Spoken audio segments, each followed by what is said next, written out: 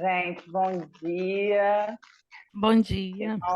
Finalmente conseguimos aí, né? Ih, sumiu aqui para mim, peraí.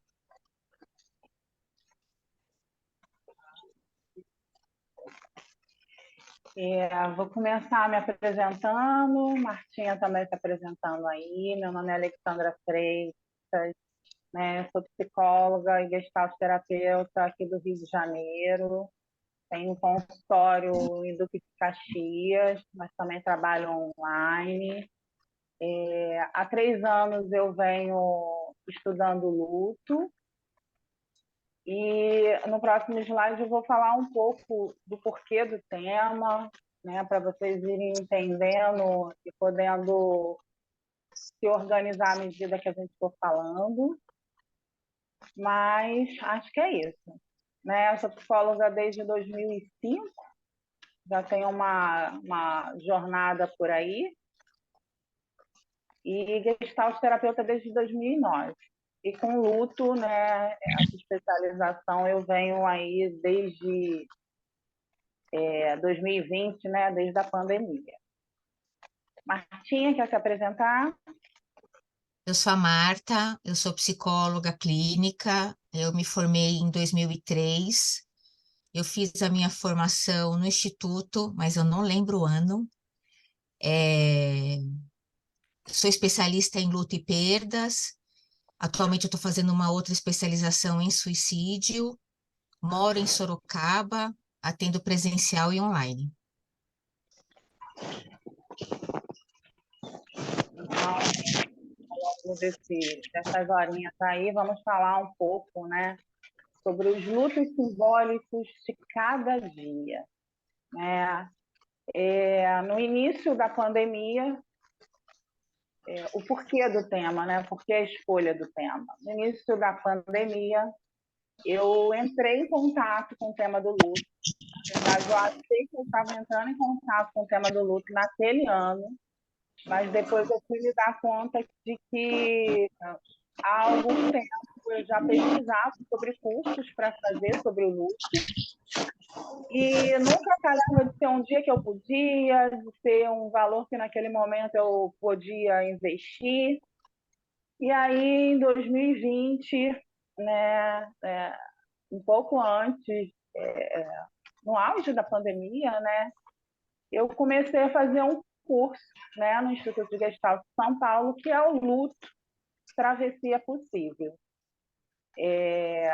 Esse curso eu fiz, depois eu comecei a participar do núcleo de atendimento a pessoas em processo de luto, né? A Martinha também faz parte desse núcleo, onde a gente inicialmente atendia pacientes que tiveram suas perdas durante o processo da pandemia de Covid, mas hoje a gente atende diversas pessoas com lutos de diversas origens.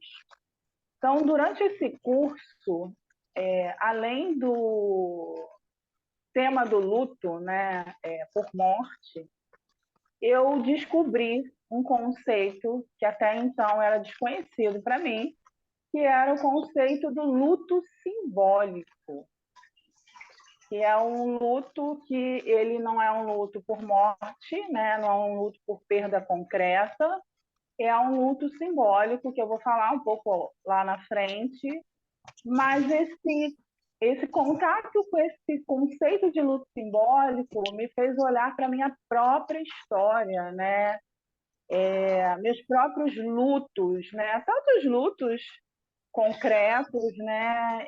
Em 2015 eu perdi a minha mãe, então eu vivenciei e vivencio ao longo desses anos um processo de luto e muitos lutos simbólicos que eu fui percebendo que aconteciam diariamente na minha história comigo, né?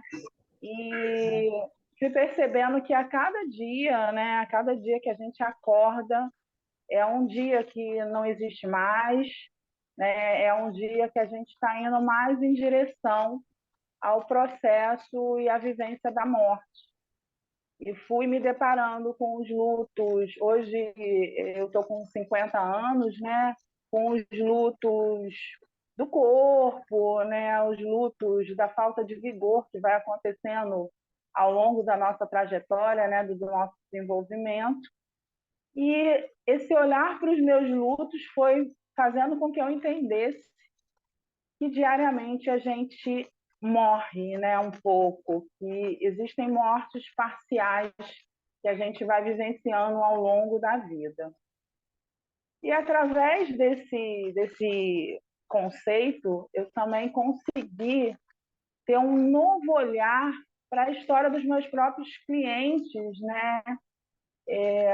Eu sou gestalt terapeuta, trabalho com o fenômeno que está acontecendo ali, mas a partir daquele momento do luto simbólico, eu comecei a perceber na história de cada um como cada um vivenciava a questão do luto, né? Tanto dos lutos de morte concreta, não vou me ater muito a essa questão hoje, vou passar, vou pincelar, mas não vou me ater a esse tema, e os lutos simbólicos que cada um de nós vai vivenciando a cada dia.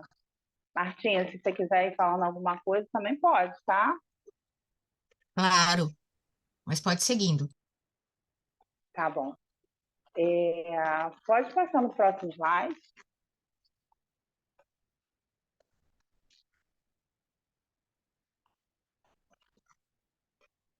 Então, né, o que é luto? Né?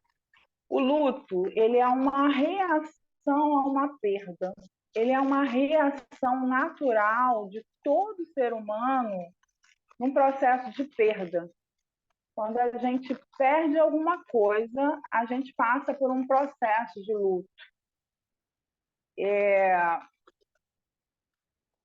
Recentemente, né, eu e Martim, a gente esteve junto aqui no Rio, no Congresso de Luto, e naquele momento, para vocês entenderem um pouco, né, como que às vezes, né, diariamente a gente vai passando por alguns lutos.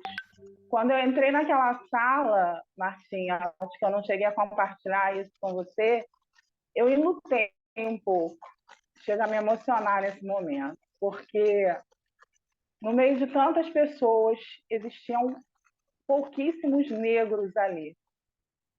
Então, eu fui vivenciando durante o congresso inteiro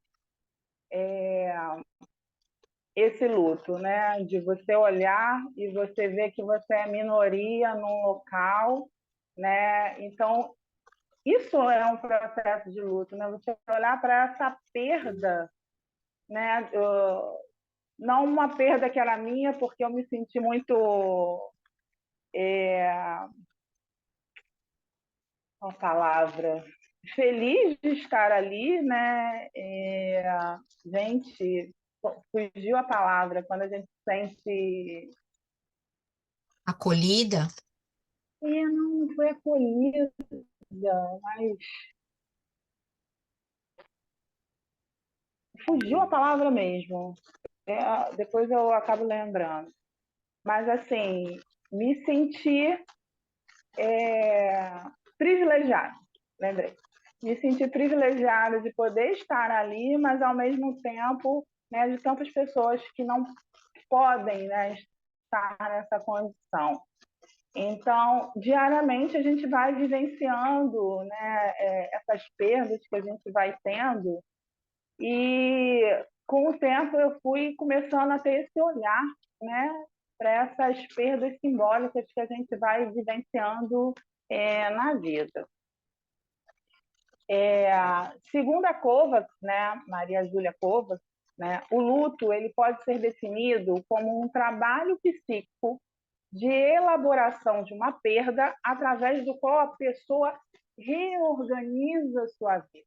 Então, durante todo o processo de luto, a gente vai elaborando uma perda, né, de forma que muitas das vezes a gente olha para essa perda, porém, através desse processo, a gente vai vendo uma necessidade de uma reorganização da vida, né?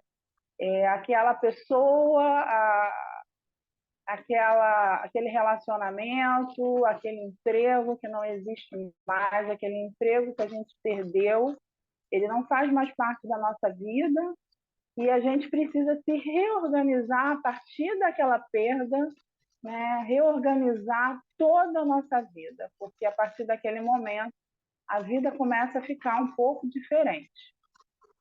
Então, essas perdas, elas tanto podem ser perdas concretas, né, que é uma perda por morte, né, onde alguém realmente perde, né, e pode ser uma perda simbólica. Aninha, pode passar aí, por favor?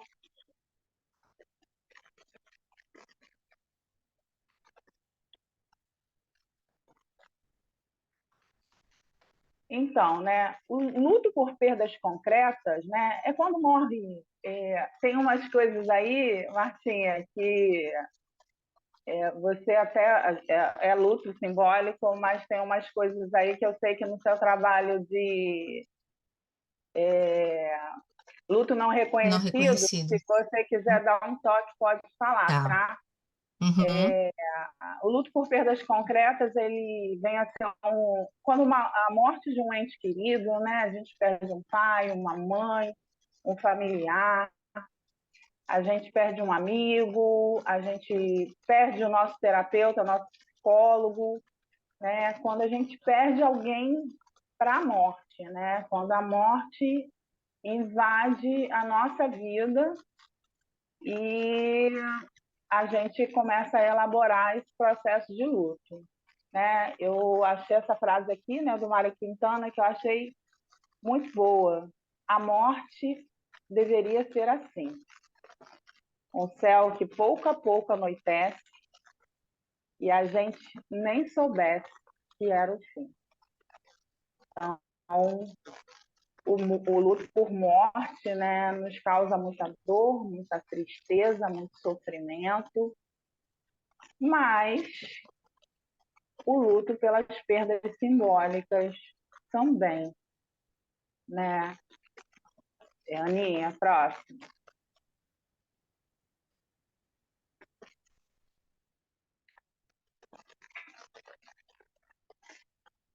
Então, é que a letra aqui para mim, gente, está muito pequena. Eu estou olhando por aqui. Segundo Carsola, né, a Pudikova, a morte ela está presente nas nossas vidas das mais variadas maneiras, né? E ela diz que a morte, né, física, ela é a última, mas durante toda a nossa vida, né, em todo o nosso desenvolvimento, a gente vai ter mortes parciais ou totais em outras áreas da nossa vida, né? Na área mental, na área social, na área somática. Então, a morte física é a última morte, né? O último suspiro que a gente tem ao longo da vida. Mas durante a nossa vida, a gente vai vivendo pequenas mortes, o que ela chama de mortes parciais, né? Pequenas coisas que a gente vai perdendo ao longo da vida e que aquilo ali vai trazendo dores, sofrimentos, feridas emocionais. E muitas das vezes, né, eu, por exemplo, antes desses 3 anos, antes de entrar em contato, né, com o tema do luto simbólico, não conseguia, mesmo sendo psicóloga, não conseguia me dar conta que eu estava vivendo vários processos de luto, né? E quando eu comecei a fazer o curso e comecei a entrar em contato com esse assunto, eu fui me dando conta de tanta coisa da minha história, né? Eu venho do processo de transição de carreira, né? E quando eu fiz a minha transição, por mais que eu estivesse indo para uma carreira que era o meu sonho, eu olhava para aquela carreira que eu estava perdendo, né, entre aspas, porque foi uma escolha, mas mesmo quando a gente escolhe alguma coisa, né, a gente está perdendo uma outra coisa. Né? Nesse processo de escolha, quando eu escolho algo, eu abro mão de algo, né? Eu perco algo. Então, eu lembro que quando eu fiz a transição, que foi um processo bem difícil, um processo longo na minha vida, né? Porque eu fiz a faculdade, terminei a faculdade em 2005, né? Comecei a atuar em 2006, mas eu tinha outro emprego, né? E eu não conseguia me desvencilhar desse emprego totalmente, né? Então eu fui fazendo esse processo de elaboração do luto de forma parcial, né? Só em 2016 que eu consegui me desvincular totalmente da minha outra profissão. E muitas das vezes, mesmo durante esse processo, eu tinha um olhar para aquela profissão e um olhar para o futuro. Nem sempre eu conseguia olhar, né, para a profissão que eu tinha escolhido totalmente feliz. Sempre ficava com um pouco daquela sensação de que eu tinha perdido alguma coisa. Hoje eu já não tenho mais essa sensação, né? Estou super feliz aqui na psicologia, mas foi um processo, né? Foi um processo onde eu pude elaborar a perda de uma escolha, né? De uma escolha anterior de profissão para a minha profissão atual. Próximo slide. Ale, só uma palavrinha. Quando você Pode traz, falar. né? Quando a gente fala de perdas simbólicas e essas mortes parciais, eu lembro que quando eu fiz 40 anos, eu fui no oftalmologista porque a minha vista, de uma hora para outra, eu perdi, né? E ele falou exatamente isso. A partir dos 40, ele falou assim: bem-vindo aos 40 anos, porque eu vi que a minha visão não era a mesma visão de 30 anos, de 20 anos, né? Então, quando a gente fala dessas mortes parciais no decorrer da vida, são as nossas transições de adolescente para adulto, né? Do processo de envelhecimento, que a pessoa também acaba vivenciando várias perdas. É verdade, né? Essa daí da visão, eu também passei por ela. Tá aqui, né? Que não deixa mentir. E é assim, né? A princípio, né, Marta? Parece uma coisa boba, né? Ah, mas você foi lá e você já não enxerga. Ah, mas não tem um óculos. Coloca o óculos, tem a lente, né? Mas quando não é exatamente você olhar, né? Que aos poucos você vai perdendo essas Tem uma... pequenas coisas. Sim, sim. Para mim, não sei para você, mas para mim é uma grande dificuldade hoje com óculos fazer uma maquiagem.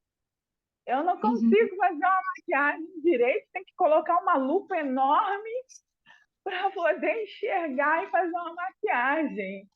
Então, quando eu fui me dando conta disso, eu falei assim, gente, a minha visão não é a minha visão dos 20 anos. Eu não consigo mais enxergar daquela maneira.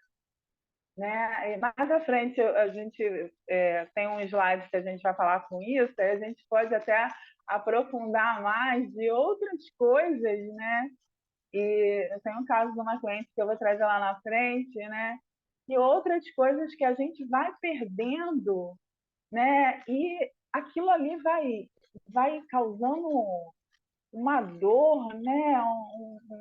Um aperto assim, porque a gente vai se dando conta, né? Dessas mortes parciais, né?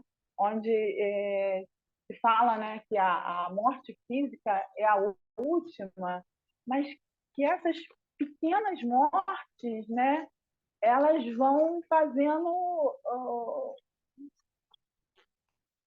causando essa dor, né? Um sofrimento, né? Que a princípio aperto, né? Vai dando aquele apertinho assim, e você vai começando a se dar conta, né, do teu processo de desenvolvimento ao longo da vida, né, e dessa caminhada, né?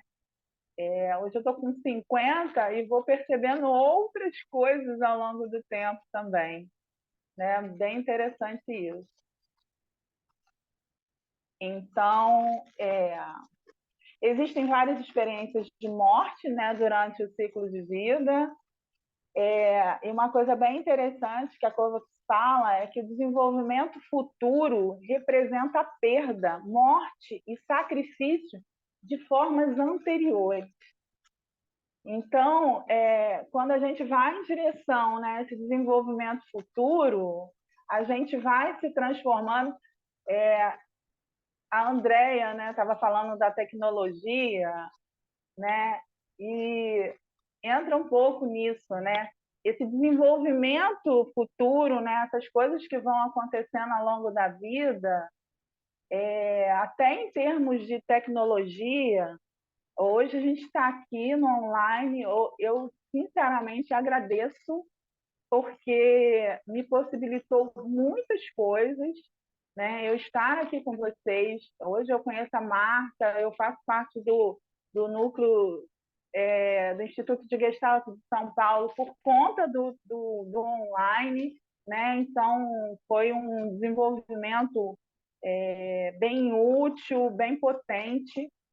Porém, né, o quanto que formas anteriores a isso não existem mais, né? Eu me lembrei aqui da minha máquina de datilografia.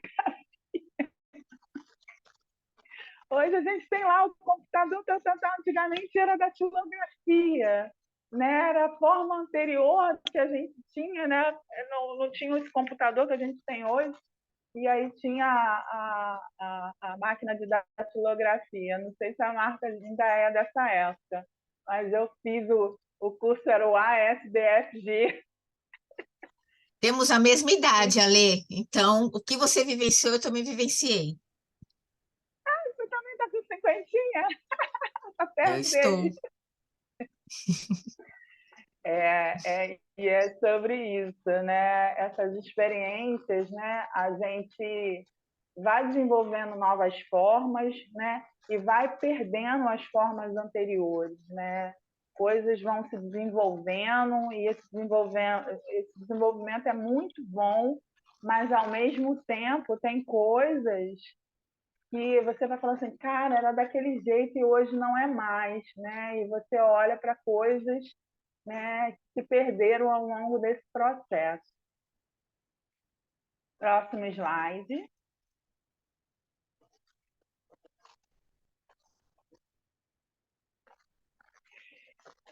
Então, né, o luto por perdas simbólicas, muitas das vezes, ele tem situações que se mostram de forma clara, né, que a pessoa está passando por um processo de perda, porque envolve ali muita dor, muito sofrimento, e são muito visíveis, né, para outras pessoas. Apesar, né, a Marta até pode falar melhor sobre isso, né? A gente está falando de um luto simbólico, mas ao mesmo tempo, alguns lutos simbólicos são lutos que não são reconhecidos, né, Marta? Né? As pessoas passam pelas perdas e os outros, né, de uma forma geral, não reconhecem, não validam que aquela pessoa ela está passando por um processo de luto, que ela está tendo dor e sofrimento naquela perda que ela está tendo, né? Então, alguns que vêm de forma clara, né, são situações de separação, né? Términos de relacionamentos, separações, divórcios, né? As pessoas estão ali perdendo uma forma anterior de vida e entrando numa nova forma, né? Numa forma onde ela não tem mais aquela pessoa, não tem um objeto amado, e ela tem que se reconstruir, né? Reconstruir a vida dela a partir daquele momento em que ela se separa, né? Muitas das vezes a separação tem mudança de casa, né? Muitas vezes até mudança de estado, País. Uhum, país, né? Então as separações elas acabam mudando toda a estrutura de uma pessoa, né? Então aquela pessoa vive de uma forma e de repente ela se vê na necessidade, né, de reconstruir a vida dela a partir daquele momento que ela perde. E assim, não é fácil, né? Eu tenho uma cliente que ela está vivendo um processo, né, de fim de relacionamento, foram 2 anos de relacionamento, e todas as sessões ela chega, né, dizendo que está bem, e ao longo da sessão o assunto volta à tona, e toda a dor e sofrimento que ela passa durante esse processo de separação, porque era uma pessoa que ela amava muito. A gente não vai falar aqui na teoria do apego, né? Mas quanto maior o vínculo uhum. que se tem com alguém, né? Ou com alguma coisa, maior é o processo de luto, maior a dor, maior o sofrimento e maior a dificuldade desse rompimento, né? Então, as separações elas causam esse processo, né, de luto, apesar das pessoas às vezes não conseguirem entender isso, né? Uma outra situação, né, que a gente tem perdas simbólicas, né, são as doenças.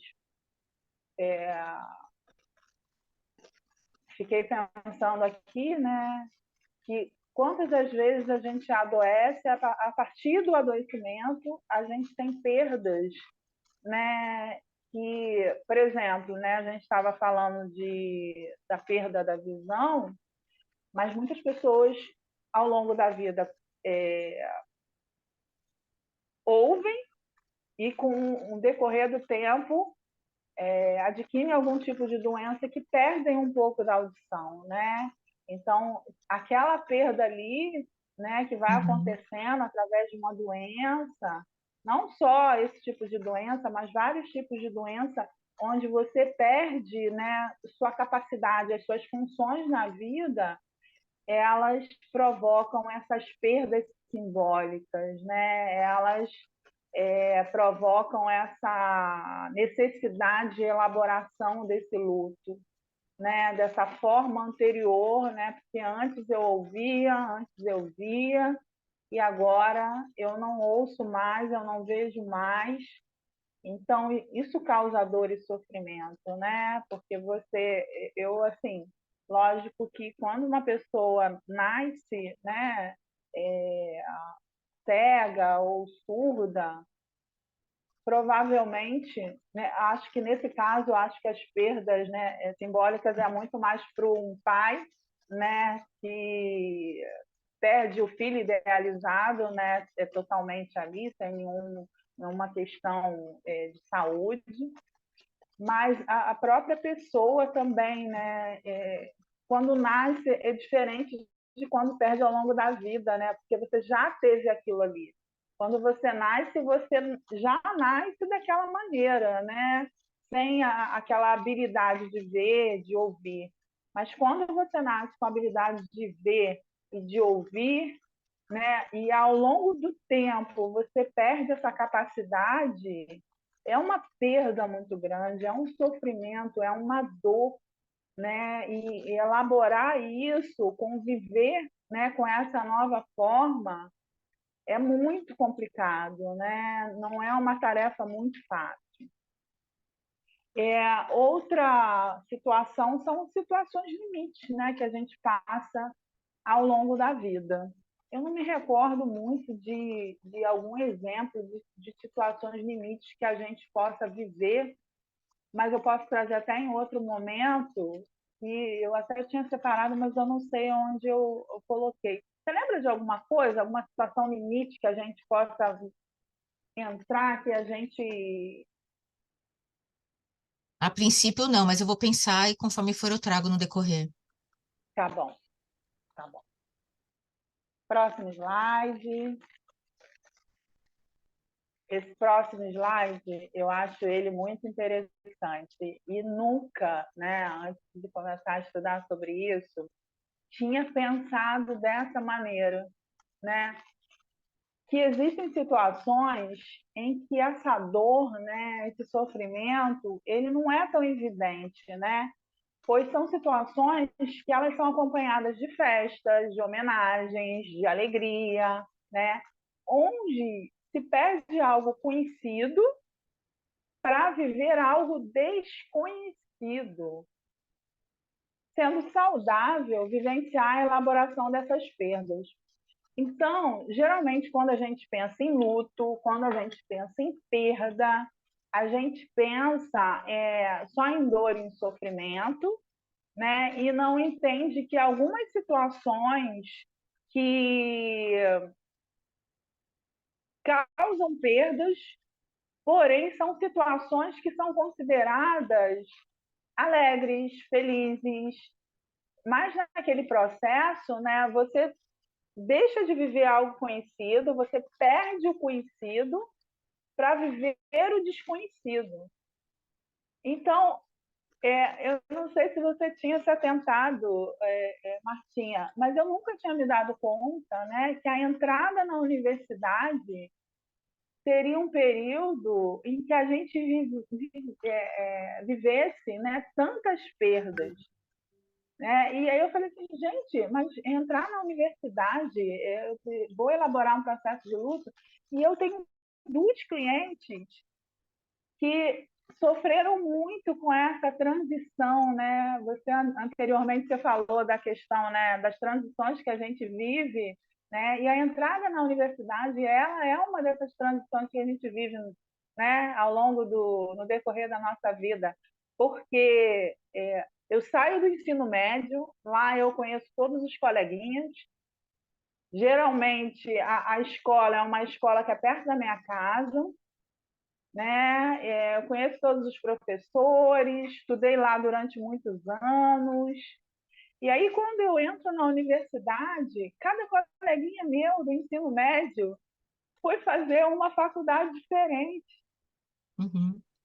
Então, Até a saída, até a saída da universidade, né? Quando a gente ingressa para o mercado de trabalho, quem de vocês sim, aqui não ficou apavorado falando, ai, não quero terminar a faculdade, eu quero ficar na faculdade. Então, a gente viveu uma dualidade de sentimentos. Ora a gente queria ficar, ora a gente não queria, né? Porque a gente perde todo aquele respaldo, todo aquele suporte, todo aquele apoio que nós tínhamos na faculdade. E agora, no sim, mundo profissional, é eu por eu, né? Não tem um professor que me supervisiona, obviamente que tem essa escolha hoje, mas o processo é totalmente diferente. Então, a gente vive também um luto simbólico na saída da faculdade, ingressando no mercado de trabalho. sim, porque é isso, né? É a perda do conhecido. Eu estou lá na faculdade, eu estou me sentindo assim, é como se a gente estivesse no útero da nossa mãe ali, acolhido, e de repente é entregue aos leões, né?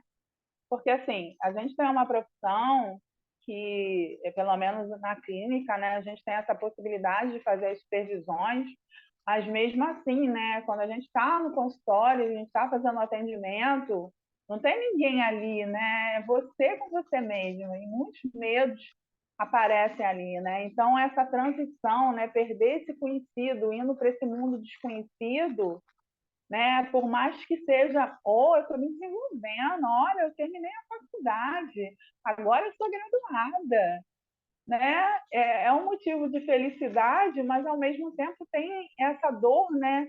De e agora como é que vai ser, né? Como é que vai ser? O que que me espera?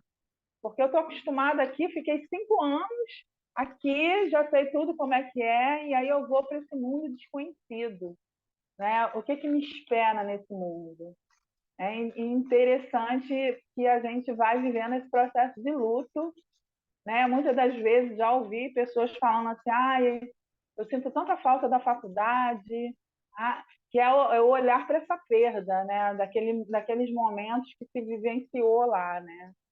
Muito interessante isso. Uma outra perda simbólica, né, é o casamento. A gente tem lá a cerimônia, é um momento de extrema alegria, né? Muitas mulheres sonham com esse momento. Não sei se os homens... Tem algum homem aqui? Acho que não, né? Não sei se os homens também sonham. Tem sim. Mas tem. Eu acho que as mulheres sonham mais com esse momento, né? Então, é um sonho, né? É um projeto de vida. Então, teoricamente, né, tem festa, tem alegria, porém, quando se entra dentro de um casamento, entra-se também num processo, né, onde você sai do mundo conhecido, que é o seu mundo de solteiro, onde você mora com seus pais. Eu lembro que quando eu fazia faculdade, a minha mãe fazia comidinha para mim. Quando eu chegava em casa, a comida estava pronta, estava tudo prontinho lá para mim. E, gente, vocês estão me ouvindo bem? Que eu estou lá na tela, né? E aí eu não estou vendo a carinha de vocês. E aí, Assim, né? A minha mãe fazia comidinha, chegava da faculdade, Marta, estava lá a comidinha pronta, tudo lindo. Ia lá, tomava meu banho, quando eu voltava o pratinho estava pronto, comia, né? E hoje eu chego e eu tenho que fazer a minha própria comida, a comida do meu marido, né? Então, você sair do papel de solteiro, né? E ir para o papel de casado, né? Existe muitas das vezes essa adaptação, né? Você sai do mundo que é conhecido para você e vai para um mundo desconhecido. Eu tenho algumas clientes, né, que durante o processo de terapia ficaram noivas, casaram, e o assunto casamento, né, e essa transição do que elas iam perder, do como é que ia ser, né, dessa transição do conhecido para o desconhecido, vinha sempre à tona, né? E por mais que seja um momento bom na vida, né, existe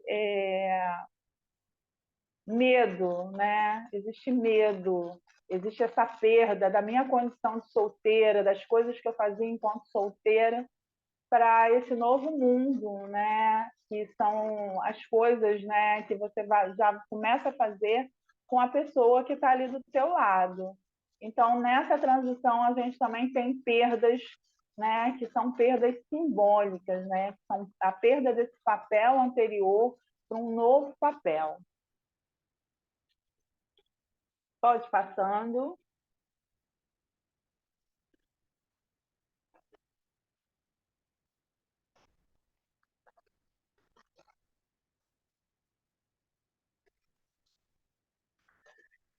Outro tipo de perda simbólica, né, é o nascimento de um filho. Quando você sai de um papel, né, onde você tem todo um olhar para você, todo um autocuidado, para um olhar do cuidado com o outro. Lá na frente eu vou trazer um recorte, né, de um estudo de caso sobre uma cliente, né, que ela passou por um momento de luto simbólico, né, durante o processo dela de gravidez, né, desse nascimento do filho, e é muito isso, né? Ela tem algumas falas que falam sobre, né, o quanto que antes ela se olhava, tinha só que se preocupar com ela, e aí, a partir do nascimento do filho, esse autocuidado total, né, passa a não ser, gente, pelo amor de Deus, né, quando a gente, né, imagina, porque eu não sou mãe, mas eu vejo no processo das minhas clientes, né, que você passa a cuidar do filho, mas é muito necessário cuidar de si mesmo, né, porque o cuidador ele precisa de cuidados, né, só que autocuidado ele passa a ser um pouco menor, né? Porque o tempo que você investe no desenvolvimento do filho, né? O cuidado com o outro, né? Faz com que você tenha mais esse tempo todo com você. Então, você perde um pouco desse tempo, né, desse autocuidado do outro, né? E aí você sai desse conhecido, né? Tem a perda do lugar do conhecido, do lugar que você cuida de si mesmo, para ir para um lugar do desconhecido, de como que é cuidar desse outro.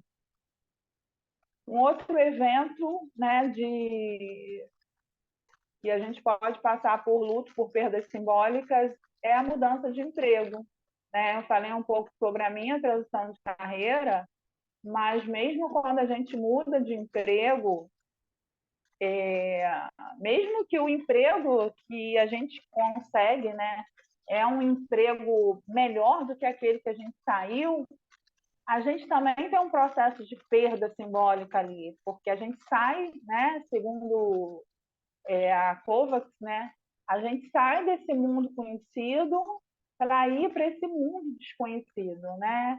Esse emprego que a gente já sabia tudo que precisava fazer, de quem eram os nossos colegas de trabalho, para ir para um outro emprego onde a gente vai precisar de treinamento, a gente não sabe exatamente ainda, apesar de ter uma função definida de como vai ser, de quem serão esses novos colegas de trabalho. Eu tenho uma cliente que ela começou a trabalhar embarcada, né? Então ela tinha um trabalho em terra, né? O chamado offshore, né? E agora ela está trabalhando onshore, onde ela está trabalhando numa plataforma, onde ela fica lá 24 horas no dia. Então, ela sente falta, né? Ela perdeu a estabilidade de estar na casa dela todos os dias, de voltar para a casa dela todos os dias, porque durante 15 dias ela está embarcada. Né? Então, quando a gente tem mudanças de emprego, a gente sai desse mundo conhecido para o mundo desconhecido. Assim também quando a gente tem mudanças de casa, né? Tem a casa, né? A casa da infância. Eu não sei se alguém aqui já vivenciou isso, mas eu tive a casa da infância e depois, quando eu me mudei, eu só sonhava com a casa da infância. Até hoje, né, já mudei algumas vezes, né?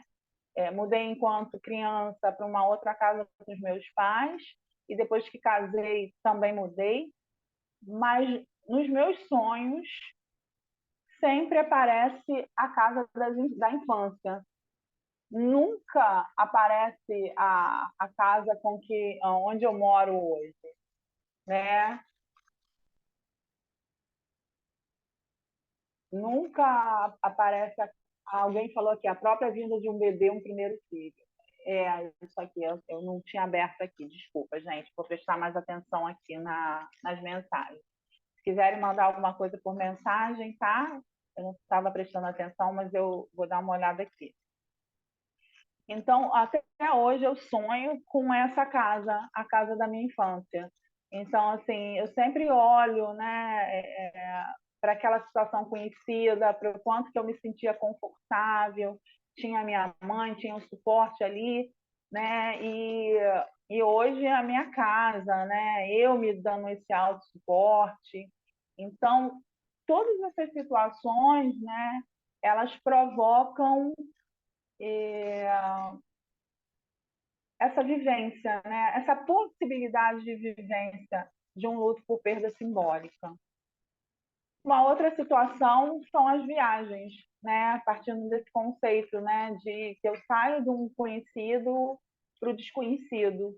Eu mesma, muitas das vezes, quando viajo, né? O primeiro dia naquele quarto diferente, né? Fico lembrando da minha própria cama. Depois eu até acostumo. Mas já quando está chegando perto do final da viagem, eu já estou morrendo de saudade para voltar para minha casa, né? Fico pensando de, ai meu Deus, eu quero o meu quarto, eu quero a minha bagunça, né? Então as viagens também causam essas sensações e essas possibilidades de é, luto por perda simbólica. Próximo slide.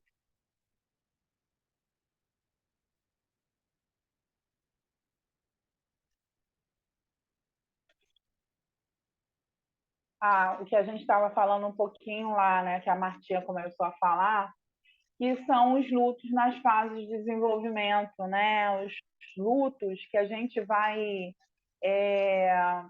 processando ao longo do desenvolvimento da vida, né?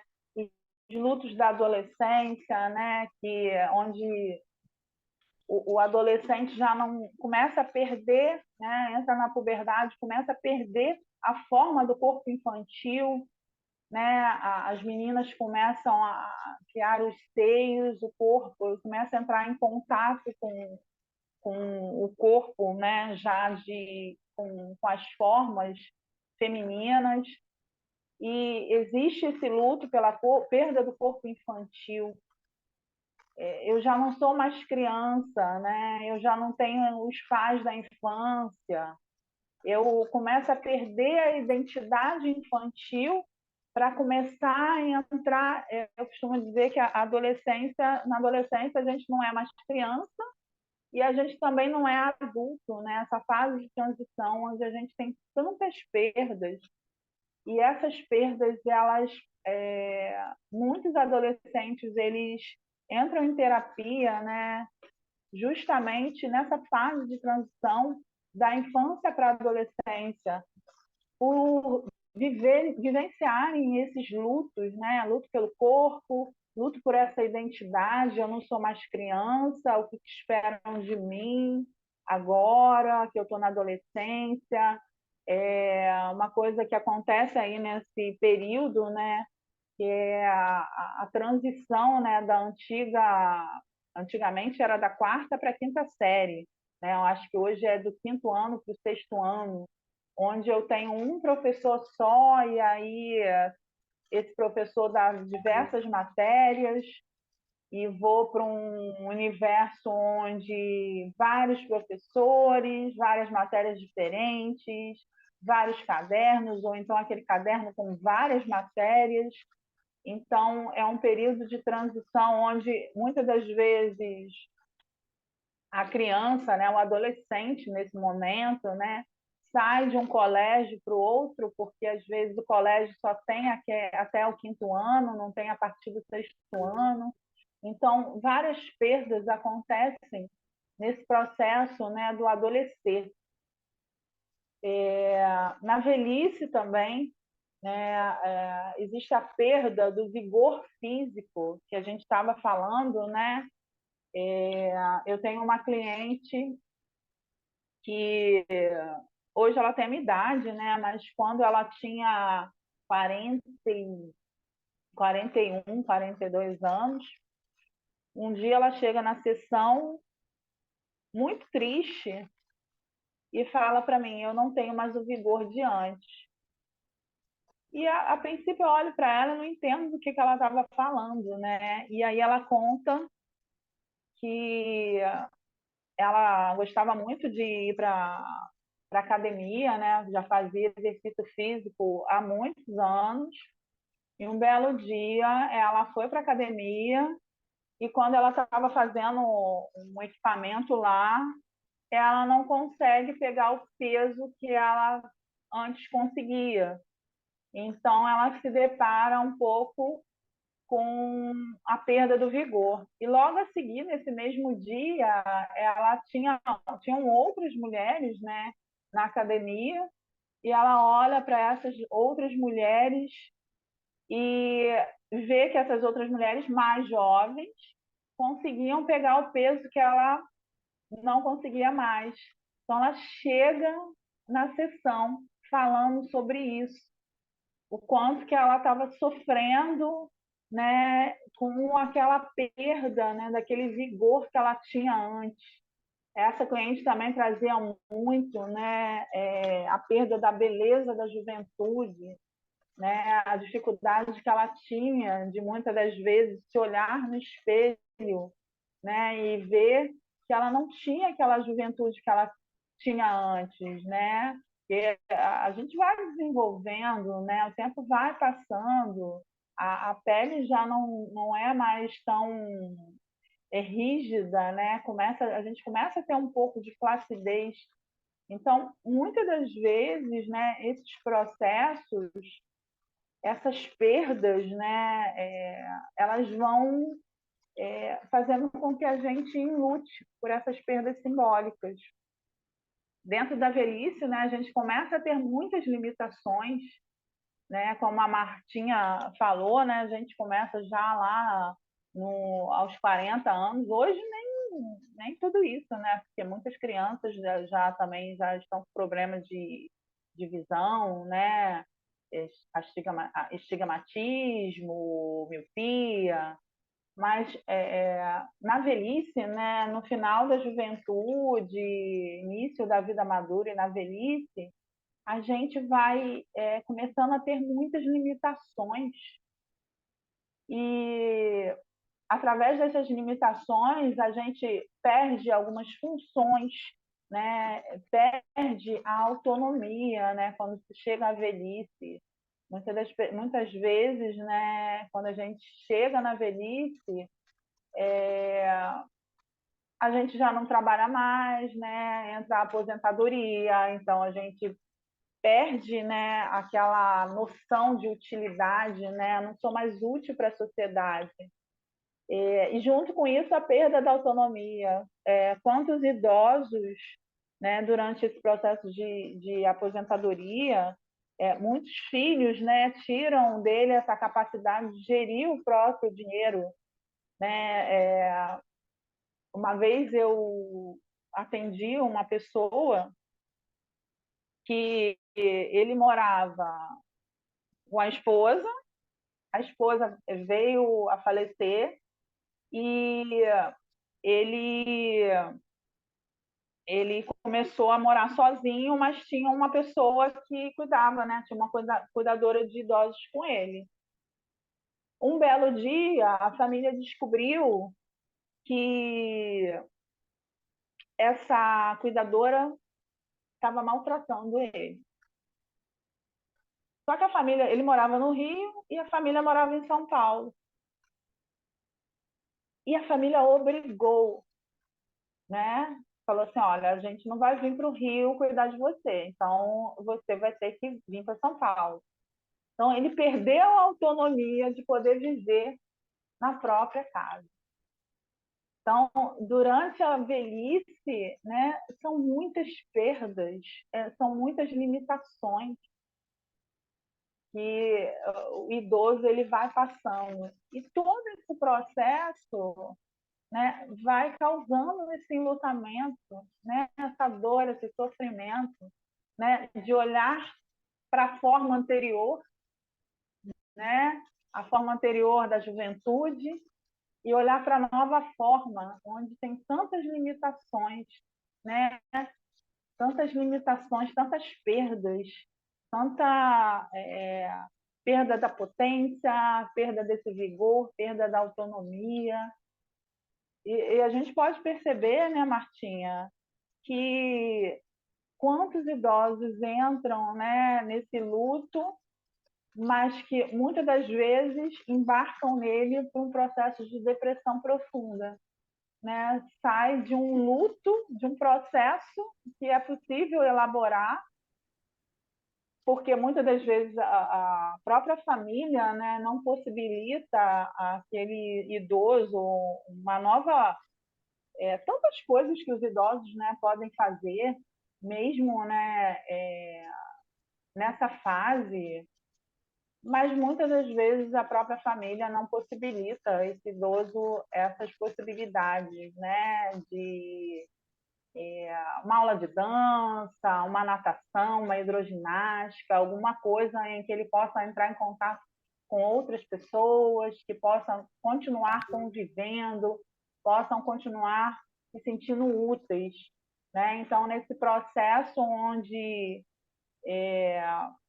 um luto é vivenciado, muitas das vezes esse luto ele vira ou um luto complicado ou mesmo um processo de depressão profunda. Haja visto o número de suicídio em idosos vem crescendo absurdamente, né? Então, a expectativa de vida ela vem aumentando. Muitas vezes a gente não sabe cuidar do idoso. Ontem, na palestra, eu dei o exemplo de um filme, né, A Última Lição, que fala, é um caso real, e que no aniversário da mãe, o que que eles deram? Uma televisão. Ela fica sentadinha no sofá, vendo a televisão dela, sem incomodar ninguém, né? Então, as pessoas, elas veem o idoso, né, dessa maneira, como algo que dá, como uma pessoa que dá trabalho. Desse jeito, né? E aí não tem como, né? Viver uma velhice, né? Uma fase saudável, né? Porque, assim, nessa fase, como se tem essa perda da autonomia, se a família não entra, né, com recursos e estratégias para esse idoso ter uma qualidade de vida, ele perdeu a autonomia, como é que ele vai fazer isso, né? Muito interessante. Alguém falou aqui, deixa eu olhar aqui, peraí, tem uma parte. Nunca tinha pensado o luto dessa forma, ou melhor, como há diversas formas de luto. Incrível. Quem é a Vanessa? É a Vanessa. Há 3 anos, né, atrás eu também não consegui enxergar essas possibilidades, né?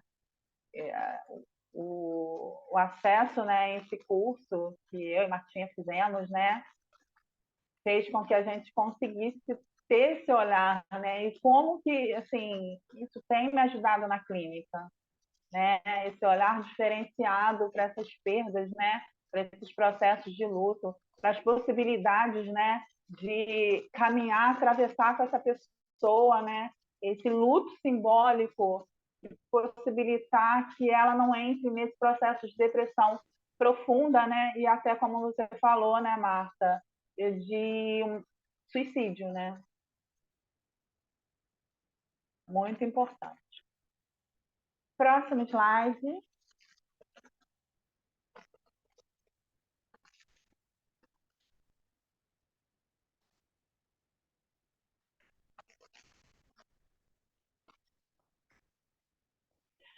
Aqui são outros tipos de luto por perdas simbólicas, né? A gente já falou um pouquinho sobre eles, né? O luto do filho idealizado, né? Muitas das vezes um filho que todo pai sonha em ter um filho totalmente saudável, né? Que nasça sem nenhum tipo de problema. E muitas das vezes, quando um filho nasce com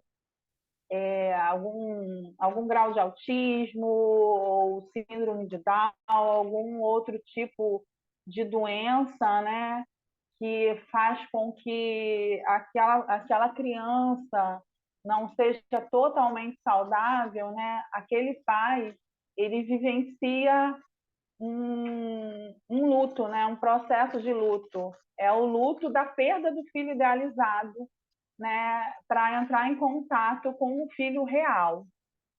Na gravidez também, né? Deixa eu ver, tem uma mensagem aqui. Para não me perder.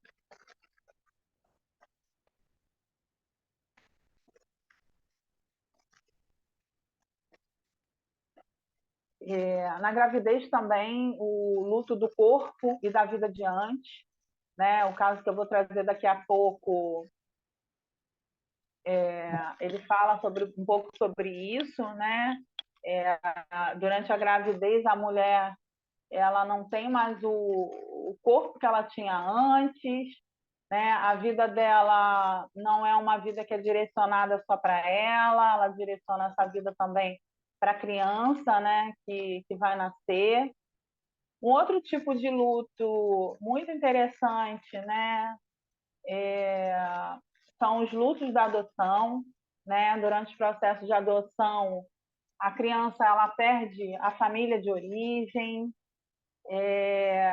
muitas das vezes envolve uma mãe adotiva que perdeu a possibilidade de gestar, né, por infertilidade. Então, dentro do processo de adoção, existem vários lutos, entre muitos outros lutos que a gente poderia falar por aqui, né? Mas no próximo slide, se eu não me engano, eu vou... Ah, não. Próximo slide. Alguém falou aí sobre os lutos, né? Tem vários lutos simbólicos, né? A gente está trazendo aqui alguns desses lutos.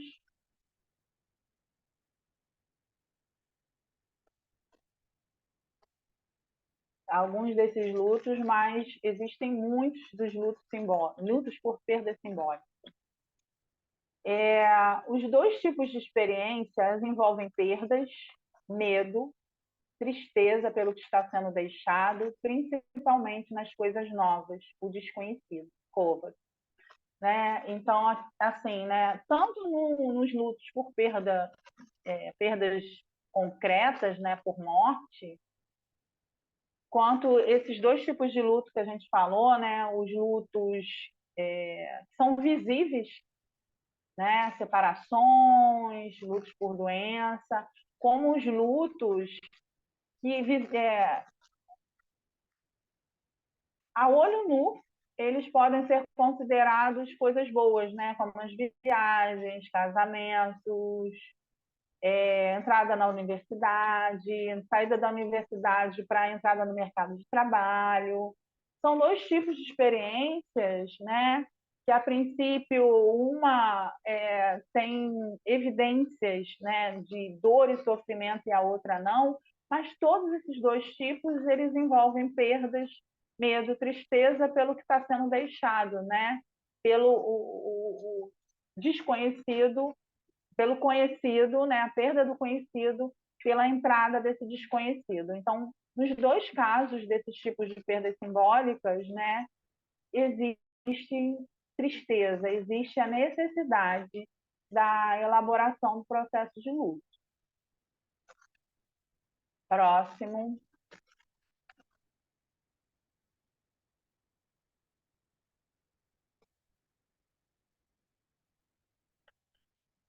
Eu vou falar a seguir, né, dois conceitos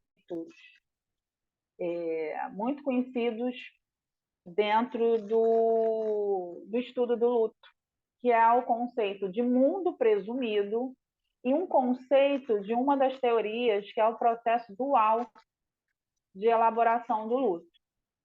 Eu vou falar um pouco desses dois conceitos e, a seguir, eu vou trazer um recorte de estudo de caso para vocês entenderem um pouco como que esses conceitos se situam. O mundo presumido, ele pode ser definido como o único mundo que a pessoa conhece e se reconhece, incluindo tudo aquilo que ela sabe ou pensa saber.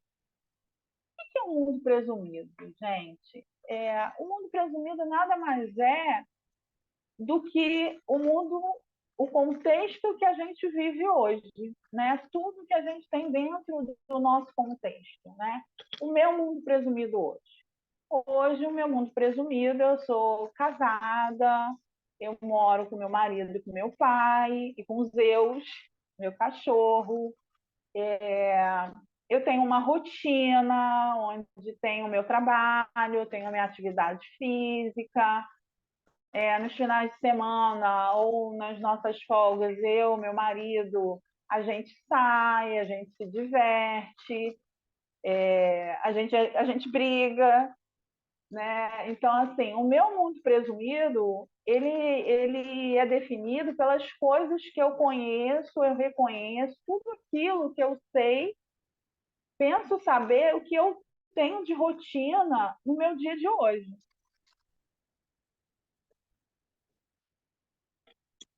E aí, o que acontece?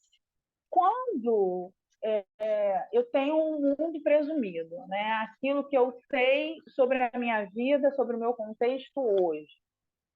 Quando eu perco alguma coisa, esse mundo presumido,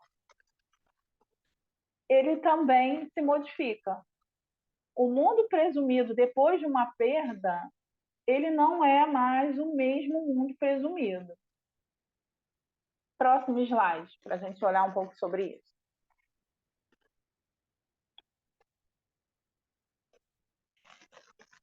O mundo presumido antes da perda. Como é que é o meu mundo presumido antes da perda?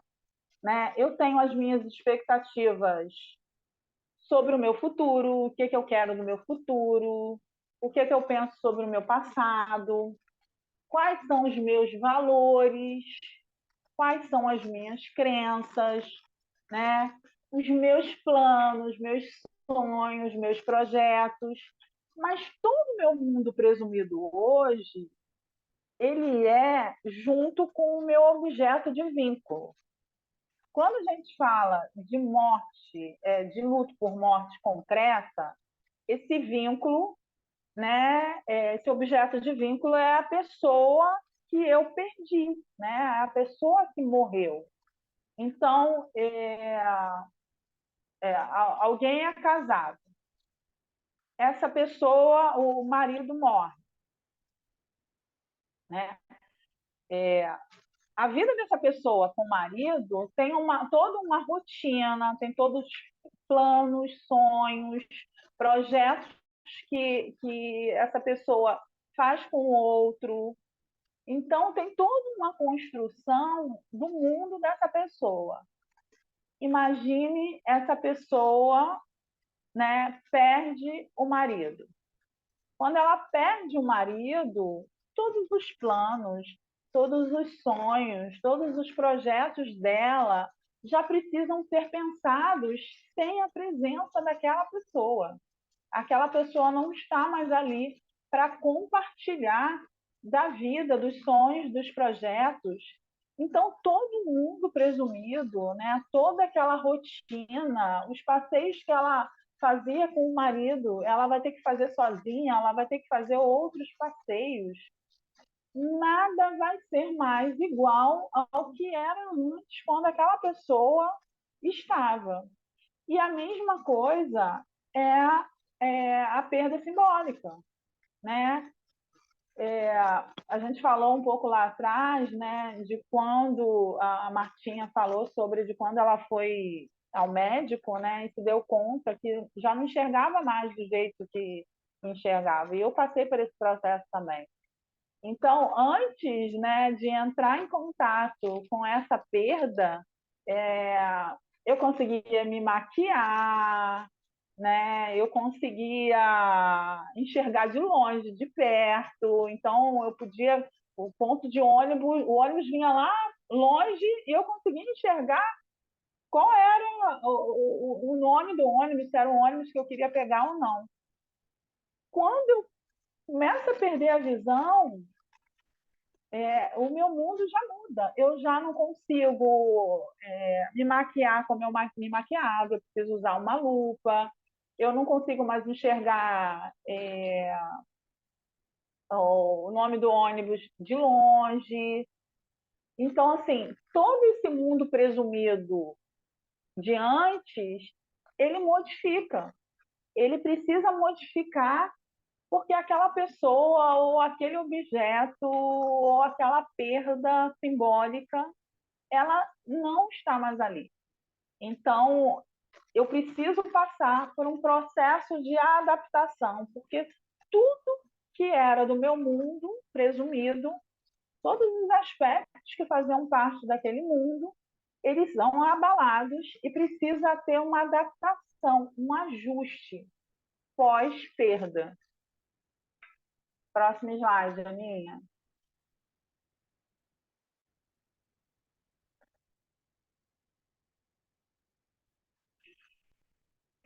Vários são os modelos teóricos que explicam o processo de elaboração do luto.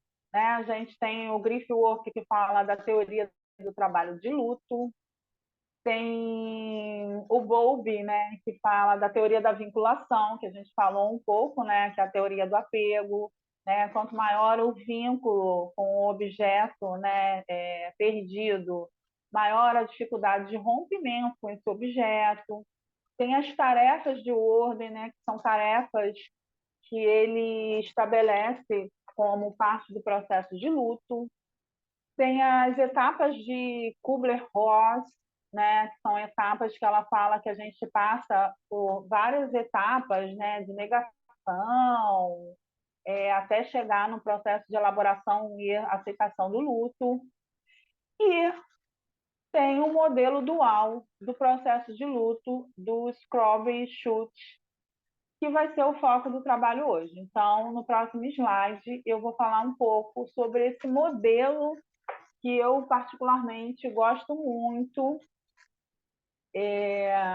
de trabalhar com ele, de poder focar, né, de ter o meu olhar para um cliente através desse modelo dual do processo de luto, que a gente vai estar vendo no próximo slide. Por favor, Aninha.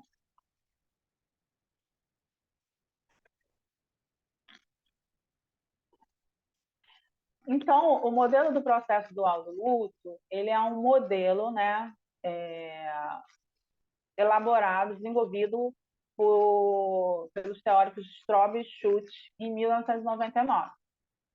Esse modelo ele é entendido tendo como base dois movimentos de enfrentamento frente ao luto. Um movimento ele é orientado em direção à perda que a pessoa teve. E o outro movimento, ele é orientado para a restauração dessa pessoa para a vida, em direção à vida. Então, é um processo, né? Por que é processo dual? Porque a pessoa ela tem um duplo movimento. Ora, ela está orientada, né, para trás, né, para o passado, para a perda que ela teve, e ora ela está orientada para o futuro, né? Para a restauração da vida dela depois da perda. Próximo slide.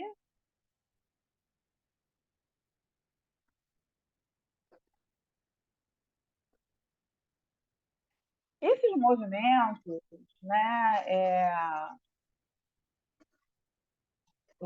Antes de falar sobre esses movimentos, eu vou trazer de novo o caso da minha cliente que terminou a relação amorosa dela, né? Então, ela chega no consultório e muitas das vezes ela tem dois movimentos, né? Inicialmente, primeira sessão, ela chega só falando dessa perda, né? Então, dentro desse modelo do processo dual, quando ela só olha para essa perda, né, ela tem esse movimento orientado para a perda. Nas sessões seguintes, né, em algumas sessões, ela tinha um movimento que ela chegava falando sobre a perda, né? Então ela continuava orientada para a perda, mas em alguns momentos ela começa a falar de coisas que ela está conseguindo, coisas novas que ela está conseguindo fazer. Então a gente percebe que ela começa a ter um movimento orientado para a restauração da vida dela. Em uma das sessões ela chega falando que ela conseguiu sair com alguns amigos e que ela conseguiu, ela gostava de samba e foi para uma casa de show e conseguiu se divertir com os amigos. Então, ela tem um movimento orientado para a restauração da vida dela, né? Para esse processo de adaptação. Que esses movimentos, eles não são lineares e eles também não são simultâneos. Então, ora ela olha para a perda, ora ela olha para a restauração, né? Eles não acontecem simultaneamente. Então, Em muitos momentos ela trazia perda e em outros momentos ela trazia restauração. E tinha sessões que ela só trazia perda e tinha sessões que ela só trazia restauração. Então, esses movimentos, eles não têm essa linearidade, eles não são simultâneos. E eles ficam, né, num processo de oscilação que a gente vai ver numa figura que eu vou mostrar a seguir. Então, a alternância desses movimentos, ela é considerada saudável e é uma forma de autorregulação, né? Ficar entre esse movimento, entre orientada para a perda e orientada para a restauração da vida, né, é uma forma de autorregulação organística. É uma forma que a pessoa começa a se adaptar, né, até que ela comece a olhar menos para a perda e mais para o processo de restauração da vida. E esse processo, né, ele permite a reorganização da nova realidade da pessoa após essa perda, né, que é o que eu falei um pouquinho anteriormente sobre o mundo presumido. Né? O mundo presumido dessa pessoa começa a se reorganizar sem o objeto de vínculo, né, perdido. Então, esse processo dual, ele permite, né, durante as nossas sessões, acompanhar todo esse processo desse cliente, né?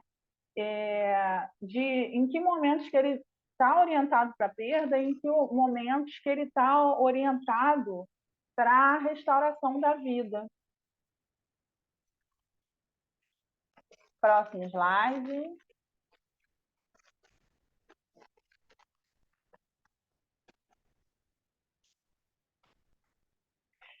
Essa figura ela mostra, né, o modelo do processo dual, onde de um lado existe essa orientação para a perda, né, e as respostas desse rompimento, né, do vínculo. Aqui, né, onde tem essas setinhas, né, de um lado para o outro, ele mostra a oscilação, que é isso que eu falei. De horas a pessoa está orientada para a perda e horas a pessoa está orientada para o processo de restauração da vida, onde tem, né, o processo de reconstrução do mundo presumido. O mundo presumido anterior, né, é reconstruído pós essa perda, né? Dentro desse processo de oscilação, a pessoa vai restaurando a vida e reconstruindo o mundo presumido, né? Nesse processo de adaptação. Próximo slide.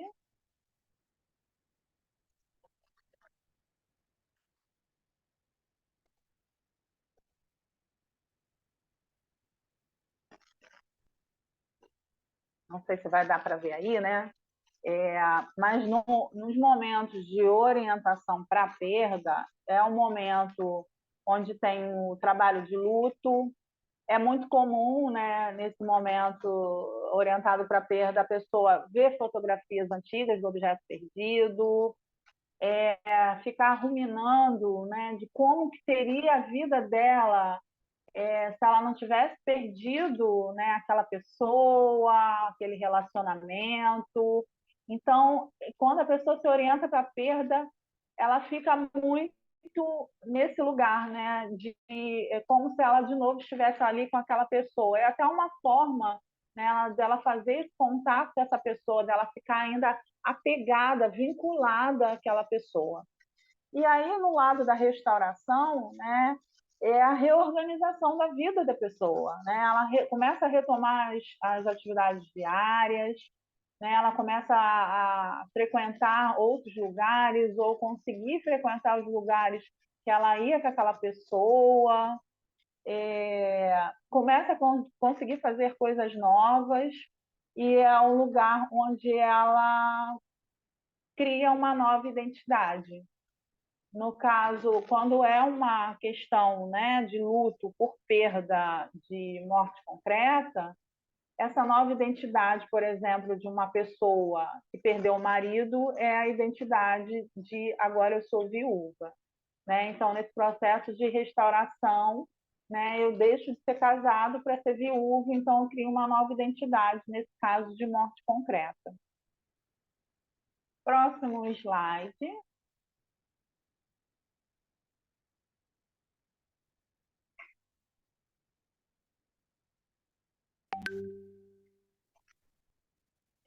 Então, eu fiz dois recortes de caso, eu acho que vai dar para falar um pouquinho sobre os dois.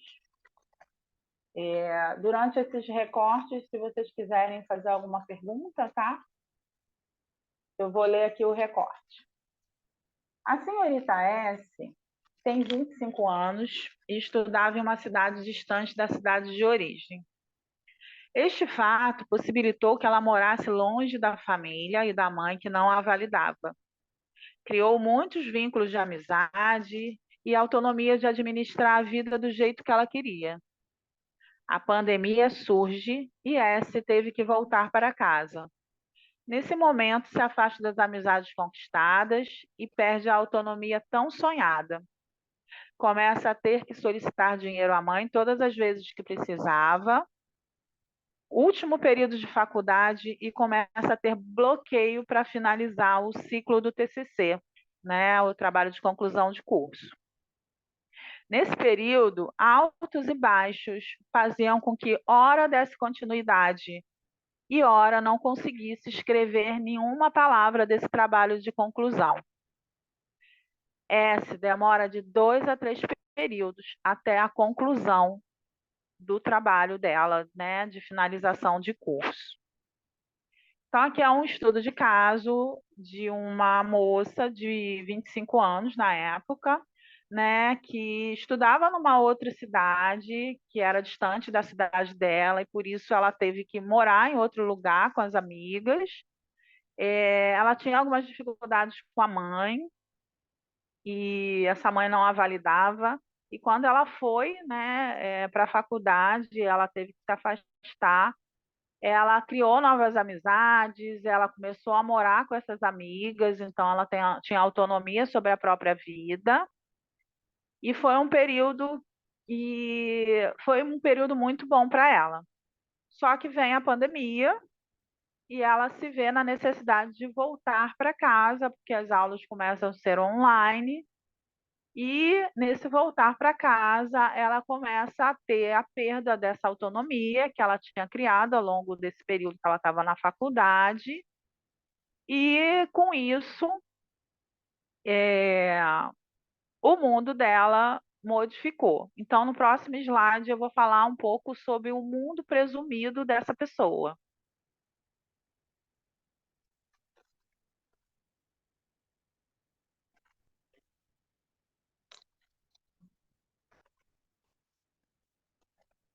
Gente, acho que está um pouquinho claro aí, mas acho que dá para ver.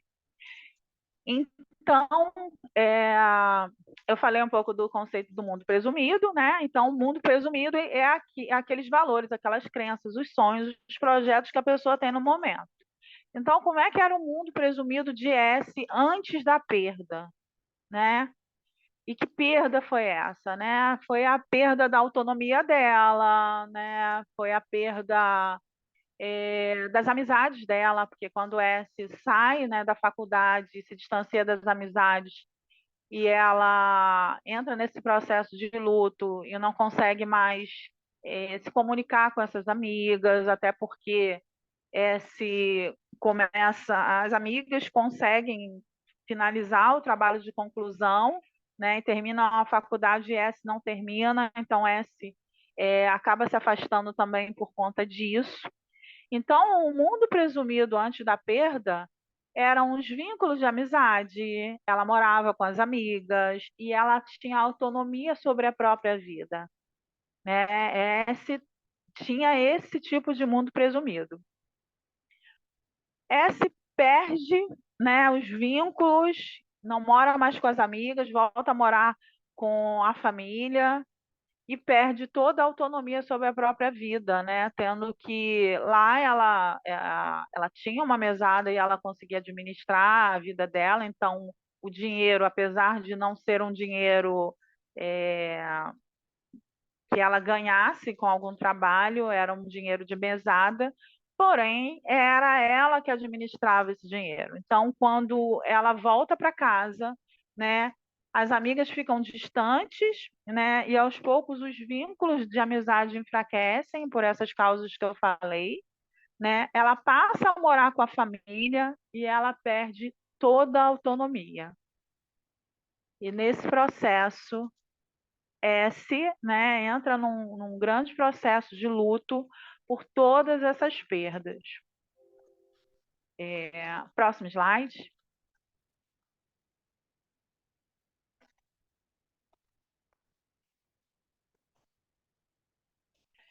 E aí, dentro, né, do modelo do processo dual do luto, né, durante a experiência da perda, se falava muito de como era a vida na faculdade, da autonomia que tinha sobre as escolhas dela, né?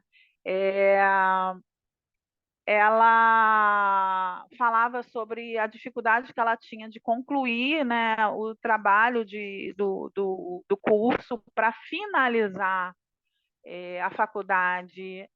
Ao longo do processo, a gente foi entendendo que a conclusão do trabalho do curso, ele era o significado total de restauração à vida, e ela não estava conseguindo ir para esse lugar de restaurar a vida.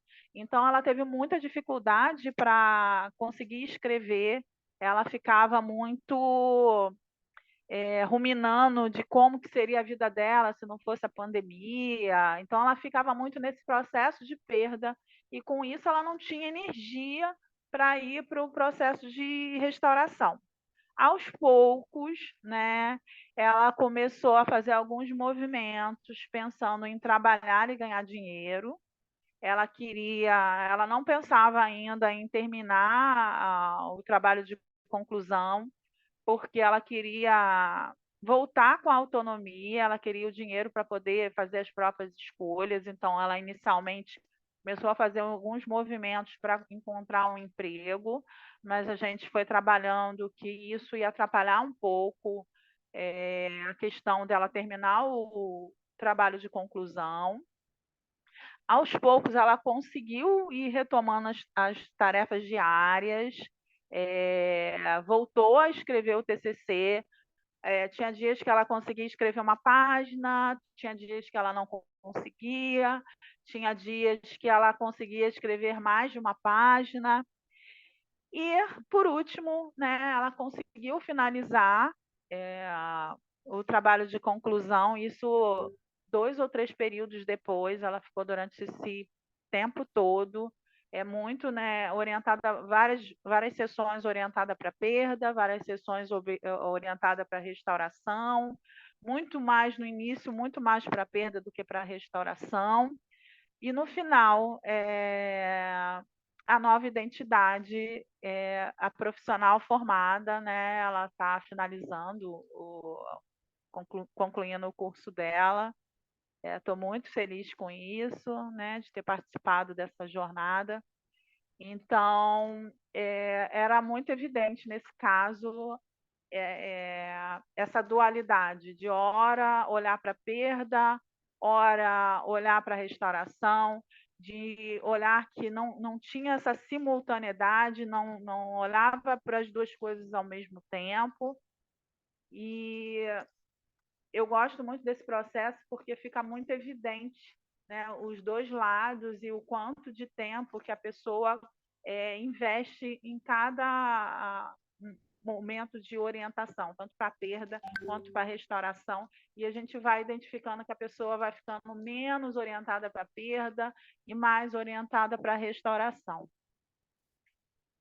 Próximo slide.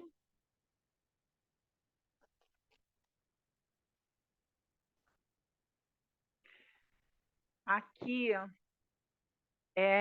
um segundo recorte de caso, né? Falei um pouco desse caso com o decorrer do trabalho. Vou ler para vocês. A senhora K tem 28 anos e entra na terapia por problemas de ansiedade e depressão. No início do processo, já aparecem questões relacionadas ao processo de luto por perda concreta de 2 entes queridos com vínculo muito próximo. Com mais ou menos um mês de terapia, K engravida. Era uma gravidez desejada, mas não esperada para o momento. O processo terapêutico se volta completamente para essa questão, a questão da gravidez. A vida de K muda completamente. Ela tinha uma vida agitada, onde diariamente frequentava a academia para fazer várias atividades, desde musculação até balé que ela amava. K ficava muito tempo na academia. K começa a ter problemas e muitos enjoos e se vê com a necessidade de largar tudo. Geralmente, mulheres grávidas podem continuar fazendo exercícios físicos, né? Não, muitas das vezes não os normais, né? O que todo mundo faz. Mas K, ela se viu na necessidade de ter que abandonar os exercícios físicos, né? Por conta dos enjoos, ela começou a ter algumas questões na gravidez. Então, muitos sentimentos de profunda tristezas e falas como: meu corpo não me pertence mais. Essas eram as falas de K ao longo do processo de gravidez, né? Meu corpo não me pertence mais. Ela dizia que ela tinha perdido o corpo dela. Minha vida não é a mesma. Ela falava muito sobre como a vida dela não era a mesma, né? Depois da gravidez. Isso se continuou depois da chegada do filho, né? O primeiro filho de K. Alguém falou sobre isso, né? Sobre o primeiro filho, né? A chegada desse primeiro filho, né? A saída do desconhecido, né? Tanto do papel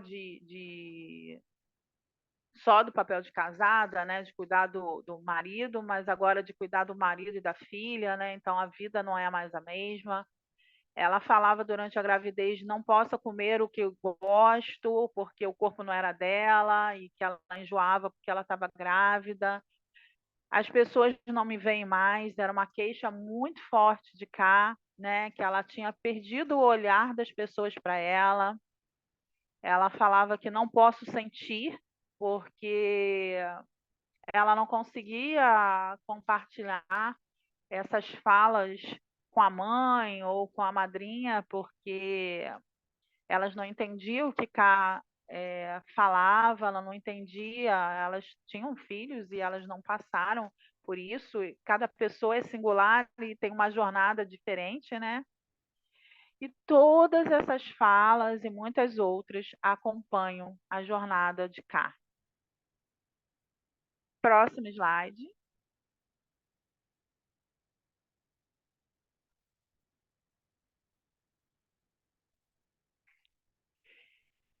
Então, o mundo presumido de Cá, né, eram de muitas atividades diárias, né? Ela passava muito tempo na academia. Ela dizia, né, que ela tinha autonomia sobre as próprias escolhas. E quando Cá engravida, né, e ela perde todas essas coisas que ela fazia, né, perdeu as atividades que ela fazia, o mundo presumido dela de como que ela saía para trabalhar, fazer as atividades, ir para a academia, né? A autonomia sobre as escolhas, ela fala muito sobre isso, que ela perdeu a autonomia, né? Porque a partir daquele momento ela tinha que pensar não nas escolhas só para ela, mas as escolhas para ela e para o filho dela, né? Então, depois da perda de todas essas perdas, o novo mundo presumido dela, ela precisa diminuir as atividades, cessar os exercícios físicos e o balé, e ela se vê sem autonomia para as escolhas simples, como escolher o que comer. Próximo slide.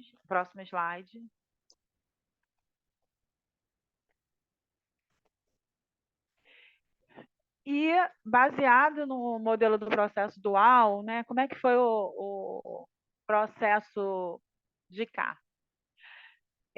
Quando nas sessões que ela estava orientada para perda, né, ela falava muito do medo de não crescer profissionalmente por conta do filho, né?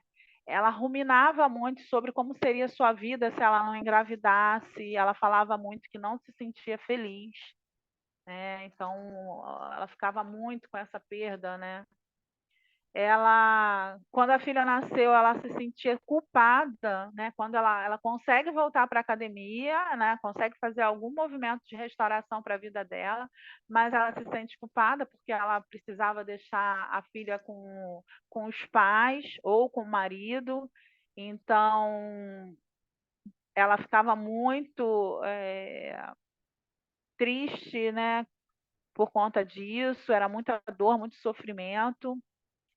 E uma coisa muito interessante no caso de K é que nesse no momento, né, que ela olhava para as perdas dela, né, tudo que ela tinha perdido, né, ou que ela acreditava que ela tinha perdido durante o processo de gravidez e da chegada do filho, né, que ela não conseguia chamar a filha dela de filha. Ela chamava a filha pelo nome, ela não conseguia chamar a filha de filha. E aí, gente, todas essas experiências, né, elas têm essa oscilação, né? Então, horas eu estou lendo de uma forma, né, corrida, mas horas ela tinha esse medo, mas e daqui a pouco ela voltava para fazer os exercícios físicos, né? Ela conseguia retomar as atividades diárias, né? Ela voltou a trabalhar depois dos 4 meses. Um momento também que ela começou a se sentir culpada, ela retoma as atividades diárias e cá, ela coloca cá na creche. Ela reorganiza a vida, após o nascimento ela começou a voltar aos exercícios, mas no momento de perda ela ficava, né, se sentindo culpada. Finalmente ela consegue, em algum momento, sentir-se mãe e chamar a filha de filha. E finalmente Ká entende que mesmo com a chegada da filha e com as perdas que ela acreditava ter tido, ela consegue crescer profissionalmente. Ká mudou de emprego recentemente para um emprego melhor e consegue fazer esse movimento, né, de restauração, né? Ela sai do movimento de orientação para perda para o movimento de restauração para a vida, né? Ela consegue reconstruir o mundo presumido dela, agora com a filha, o novo mundo presumido dela com a filha, e lidando com as perdas que ela teve durante o processo de gravidez e de chegada da filha.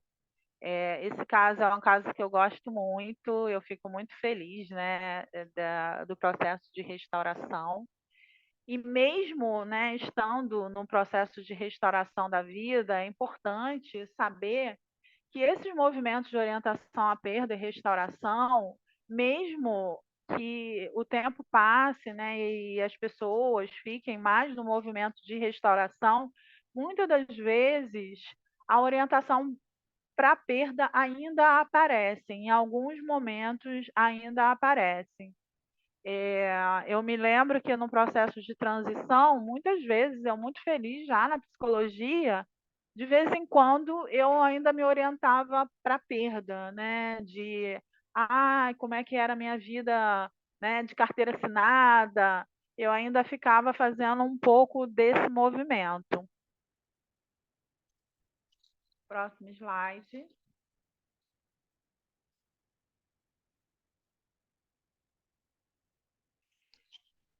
Aninha, esse slide, ele é como é que se fala? É uma música do YouTube, mas eu acho que não sei se a gente consegue colocar. Peraí, deixa eu ver.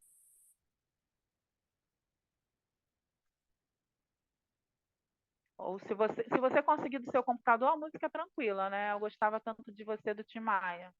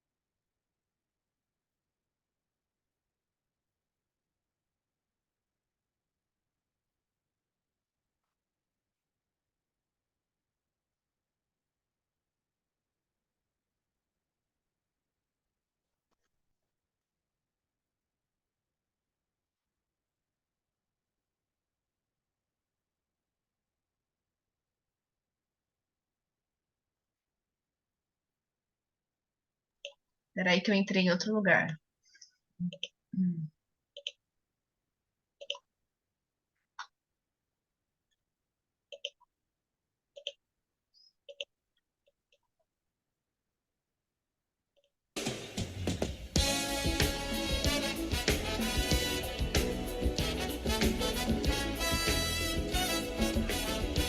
Legal, legal, legal.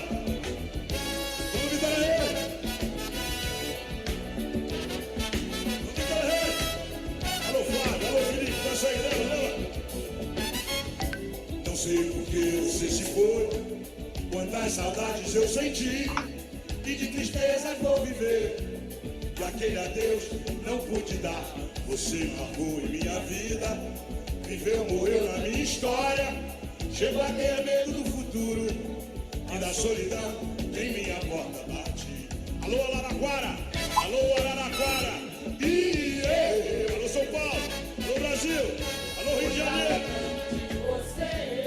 Tchau, tchau! Gostava tanto de você. Beleza! Eu vou, fujo desta sombra, em sonho vejo este passado, e na parede do meu quarto ainda está o seu retrato. Não quero ver pra não lembrar, pensei até em me mudar pra qualquer que não exista o pensamento em você. Cantem comigo, alô Tereza, canta aí Tereza. Gostava tanto de você. Filha da Lúcia tá bonita, hein, Lúcia? Gostava tanto de você.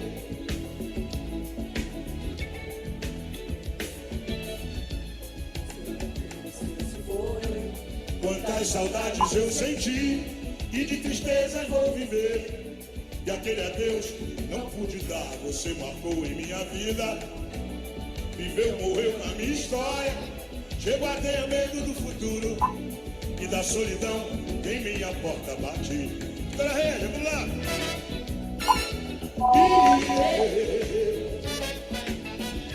Gostava tanto de você. Gostava tanto de você. Eu gostava tanto de você. Eu gostava. Beleza, solta a franga, Moreninha, solta. Beleza, a Lourinha soltando também.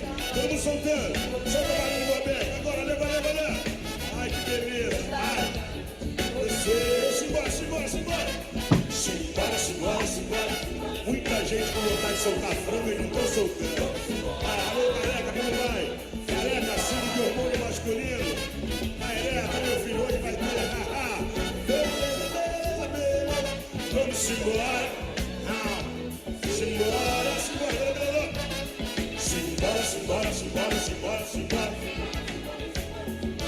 Vamos embora. Bora.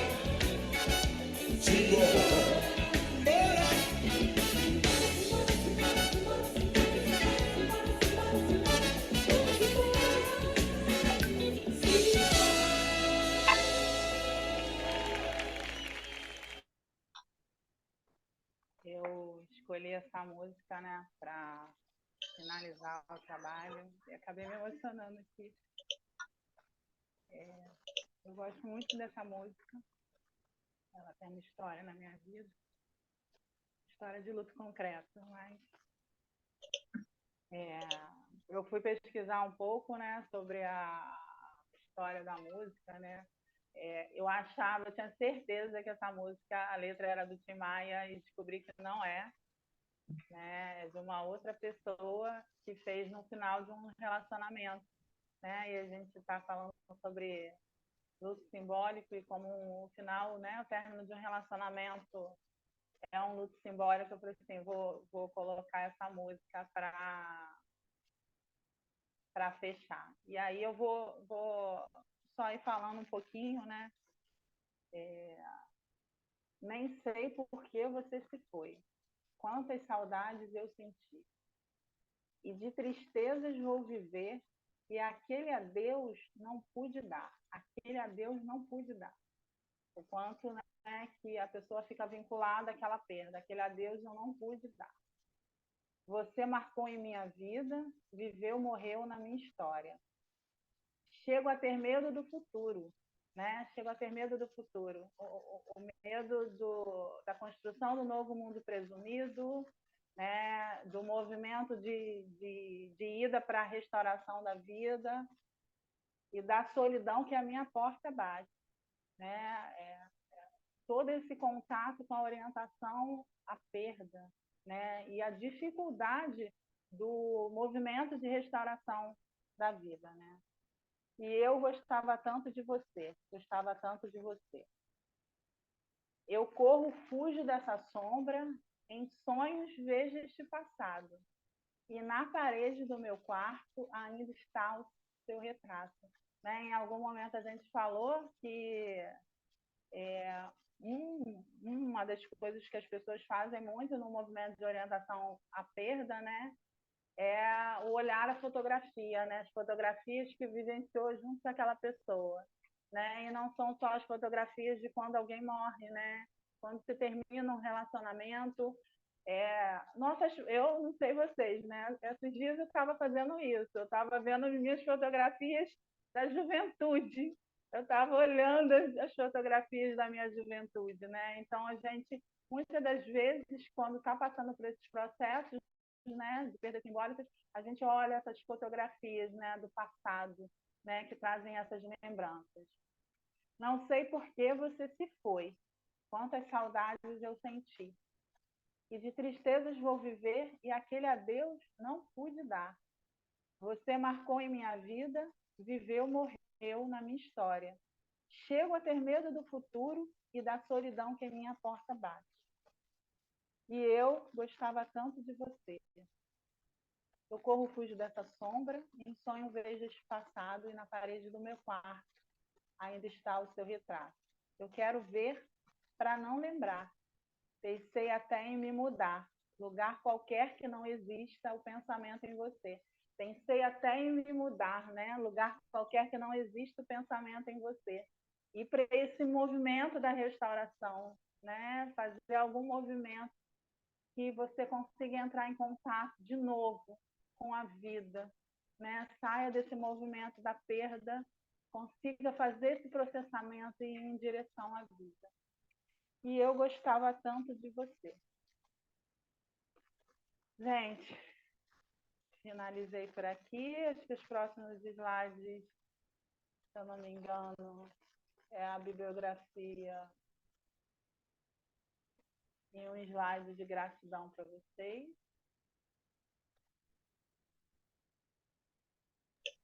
Depois eu mando para eles no grupo os slides.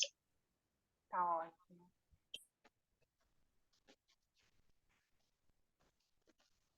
Obrigada por vocês ficarem comigo até aqui. Muito obrigada, Alexandre, em nome do Instituto, viu? Para você e para a Marta. Mais uma vez, obrigada. Eu que agradeço a oportunidade aí de poder estar compartilhando com vocês.